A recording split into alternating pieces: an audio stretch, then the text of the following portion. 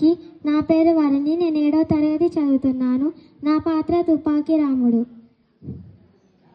వచ్చే వచ్చే వచ్చే ఎవడొచ్చే? వెంకట్రాముడు వచ్చే మహారాజా. మా తాత తట్టల్లోరా, మా నాన్న బుట్టల్లోరా, నేను పిట్టల్లోరా. నన్ను అందరూ లత్కోర్ సాబ్ అని పిలుస్తారు. నేను రాకపోతే ఈ ప్రోగ్రామ్ అంతా ఖరాబ్ అవుతుందని మా హెచ్ఎం సార్ అయిన వీళ్ళందరూ కలిసి మా హెచ్ఎం సార్ అయిన విజయ్ కుమార్ సార్కి ఫోన్ చేసి చెప్పిండు. విజయ్ కుమార్ సార్ ఎంఆర్ఓకి ఫోన్ చేసి చెప్పిండు. ఎంఆర్ఓ కలెక్టర్కి ఫోన్ చేసిండు. కలెక్టర్ మినిస్టర్కి ఫోన్ చేసిండు. మినిస్టర్ సీఎంకి ఫోన్ చేసిండు. సీఎం పిఎంకి ఫోన్ చేసిండు. పిఎం కంప్యూటర్లో కటకటా కొట్టి నా పేరు తెలుసుకొని నాకు ఫోన్ చేస్తే ఆ ఫోన్ అమెరికా పోయి, అక్కడి నుంచి ఆస్ట్రేలియా పోయి, అక్కడి నుంచి జపాన్ పోయి, అక్కడి నుంచి జర్మనీకి పోయి భారతదేశానికి వచ్చి, భారతదేశం నుంచి ఢిల్లీకి వచ్చి, ఢిల్లీ నుంచి గల్లీకి వచ్చింది. గల్లీ నుంచి మా ఇంటికి రాగానే ఫోన్ రింగ్ అని మోగింది. ఇక ఫోన్ మోగానే మా పిఏ ఫోన్ ఎత్తిండు. ఫోన్ ఎత్తి మాట్లాడుతుంటే జనగాం జిల్లాలో ప్రోగ్రామ్ ఉందని చెప్పిండు. ఇక జనగాంకి ఎట్లా పోవాలని నేను అడిగితే దూరం అని చెప్పిండు. దూరం అని అడిగితే విమానానికి ఖర్చు అవుతుందని సైకిల్ వేసుకొని బుర్రున పోయినా. అక్కడికి పోయినాక ప్రోగ్రామ్ అంతా అయిపోయాక మళ్ళీ సైకిల్కి ఎందుకు ఖర్చు పెట్టడని నాకు 4 విమానములు ఉన్నాయి. ఆ విమానంలో ఒక విమానం వేసుకొని పల్లగుట్టకి ఎక్కడికి వెళ్ళాలంటే గిన్నె దగ్గరనే అని చెప్పిండు. నేనేం చేసిన దగ్గరనే అని విమానంలో వస్తుంటే పల్లగుట్టకు వచ్చిన. పల్లగుట్ట చూస్తుంటే ఎక్కడ జాగా దొరకలే విమానం దించడానికి. ఇక మొత్తం చూస్తుంటే అక్కడ చెరువు కాడ మహారాజా, అక్కడ చెరువు ఉండదు చూడు మహారాజా, ఆడ చెరువు కాడ చెరువు ఇసుక పక్కన దించిన విమానం.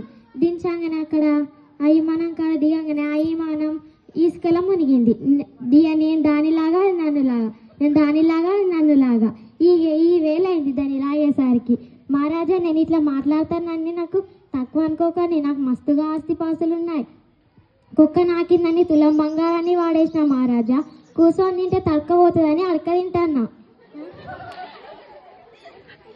హైదరాబాద్లో అరటి తోటలు ఉన్నాయి, వరంగల్లో వంకాయ తోటలు ఉన్నాయి, జనగాంలో జామాడి తోటలు ఉన్నాయి, మెహబూబ్ నగర్లో మామిడి తోటలు ఉన్నాయి మహారాజా.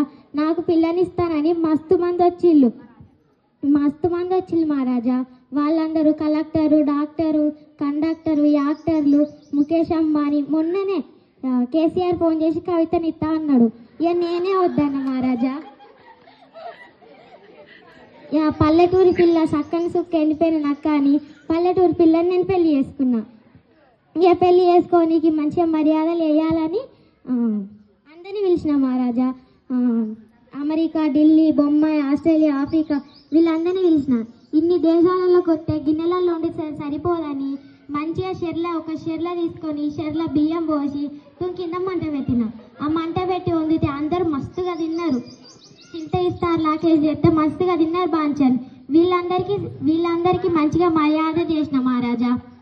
వీళ్ళందరినీ చూస్తుంటే నా పెళ్ళికి వచ్చినట్టే ఉన్నది కానీ కట్నాల బుక్లో ఒక్కరి పేరు లేదు మహారాజా. నాకు ఈ ఆస్తి పాసులన్నీ ఈ తుపాకీ వల్లగానే వచ్చినాయి. ఒకసారి చిల్పూర్ ఎస్ఐకును నా తుపాకీ పోటీ పెట్టిళ్ళు. పోటీ పెడితే